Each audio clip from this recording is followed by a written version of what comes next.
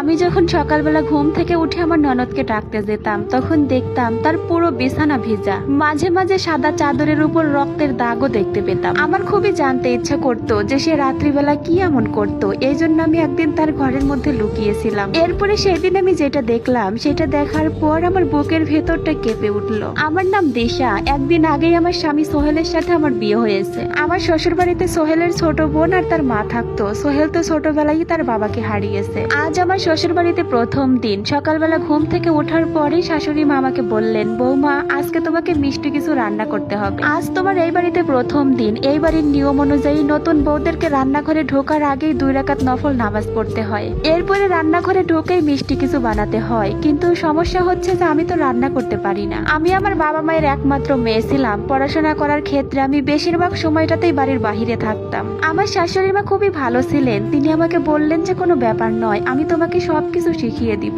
রান্নাঘরে চলো, আজকে আমরা দুজনে মিলে হালুয়া বানাবো। সোহেলের সাথে আমি আর সোহেল দুজনে পছন্দ করে বিয়ে করেছি। যাই হোক, এরপরে শাশুড়ি মায়ের সাথে রান্নাঘরে চলে যাই। এরপরে আমরা শাশুড়ি বৌমা দুজনে মিলে বাড়িতে সেদিন হালুয়া বানিয়েছিলাম। সেই হালুয়াটা আমার ননদ খাওয়ার পর বললো যে হালুয়াটা কি তুমি বানিয়েছো? তখন আমি বললাম যে হ্যাঁ, হালুয়াটা আমি বানিয়েছি, তবে মা আমাকে সাহায্য করে দিয়েছে। তখন সে আমাকে বলে, তুমি কি হালুয়াটাও বানাতে জানো না? এই বলে সে রেগে মেগে হালুয়া সেইখানেই ফেলে রেখে তার রুমে চলে যায়। আমার ননদের নাম রেখা। তার বয়স মাত্র 16 বছর, কিন্তু তার কথাবার্তার চাল চলন দেখে এমন বোঝা যায় মনে হয় তার বয়স 30 পার হয়ে গেছে। তখন আমার শাশুড়ি মা আমাকে বললেন, তুমি কিছু মনে করো না বৌমা, ওর ব্যবহারটাই এরকম। ছোটখাটো ব্যাপার নিয়েই সে রেগে যায়। সারাদিন বন্ধু বান্ধবের সাথে আড্ডা দিয়ে সন্ধ্যার সময় বাড়ি ফিরে এলাম। বাড়ি ফিরে এসে আমি যেটা দেখি, আমার ননদ আমার শাশুড়ি মাকে বলছে ছেলের বউকে এতটাও ছাড় দেওয়ার দরকার নেই। এরপরে দেখবে যে সে মাথার উপরে জোরে বসবে, তখন তুমি তাকে সামলাতেও পারবে না। ছেলের বউদেরকে পায়ের তলায় রাখতে হয়, তাকে তোমার পায়ের তলায় রাখো, যাতে করে পরে তোমাকে পস্তাইতে না হয়। আমি তখন শুধু অবাক হয়ে ভাবতে লাগলাম,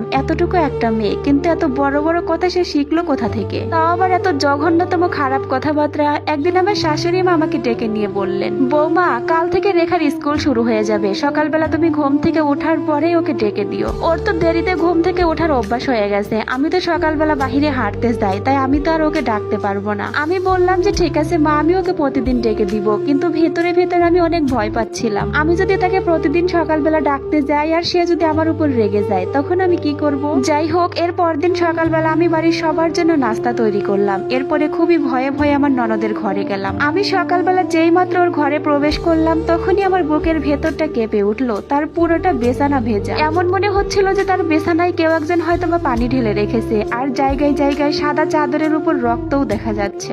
আর ওর পাশে একটা তেলের শিশি রাখা ছিল, যেখান থেকে কিছুটা তেল নিচে পড়ে গেছে। আমি তখন কিছুই বুঝতে পারলাম না যে তেলের শিশিটা এইখানে কিভাবে আসলো, আর আমার ননদ তেলের শিশি দিয়েই বা কি করছিল। কিন্তু আমি আমার ননদের স্বভাবটা বেশ ভালো করেই জানতাম। আমি চাইতাম না যে আমার জন্য এই বাড়িতে হাঙ্গামা হোক। আমি তখন এই সমস্ত বিষয় নিয়ে একদমই চুপ হয়ে গেলাম। তাকে ভালোবেসে ডাকতে লাগলাম, এইবার উঠে পড়ো রেখা, তোমার তো স্কুলে যাওয়ার সময় হয়ে গিয়েছে। আমি তোমার জন্য নাস্তা তৈরি করে রেখেছি। তখন সে বিছানা থেকে উঠে চট করে ওয়াশরুমে চলে যায়। আমার সাথে একটা কথা পর্যন্ত বলল না। আমিও তখন নিজের রুমে এসে গোসল করে প্রস্তুতি নিচ্ছিলাম। এরপর থেকে এই বিষয়টা রোজকার ব্যাপার হয়ে দাঁড়ালো। প্রতিদিন সকালবেলা যখনই আমি রেখার ঘরে গিয়ে তাকে ডাকতে যাই, তখনই দেখি তার বিছানার পাশে একটা তেলের বোতল পড়ে আছে। যেই বোতল থেকে কিছুটা তেল নিচে পড়ে আছে, তার সাথে তার পুরো বিছানাটা ভেজা, জায়গায় জায়গায় সাদা চাদরের উপর রক্তের দাগ। আমি বুঝতে পারি না যে সে রাত্রিবেলা এই ঘরের মধ্যে কি করে। ওর জামা কাপড় চুলগুলো একদম এলোমেলো কুকরানো হয়ে আছে। এরপর থেকেই ওকে নিয়ে আমার কিছুটা সন্দেহ হয়, কিন্তু আমার কাছে কোনো প্রমাণ না থাকায় আমি ওকে কিছুই বলতে পারি না। আচ্ছা যাই হোক, হ্যালো এভরিওয়ান, আসসালামু আলাইকুম। আমি সেলিনা সুলতানা। এটা কিন্তু ছিল এই গল্পের প্রথম পার্ট। এই গল্পের দ্বিতীয় পার্ট দেখতে চাইলে অবশ্যই পেজটা ফলো করে পাশে থাকবেন, যাতে করে এই গল্পের দ্বিতীয় পার্ট আপলোড করার সাথে সাথে আপনার কাছে গিয়ে পৌঁছায়। ততক্ষণে সবাই ভালো থাকবেন, সুস্থ থাকবেন। আল্লাহ হাফেজ।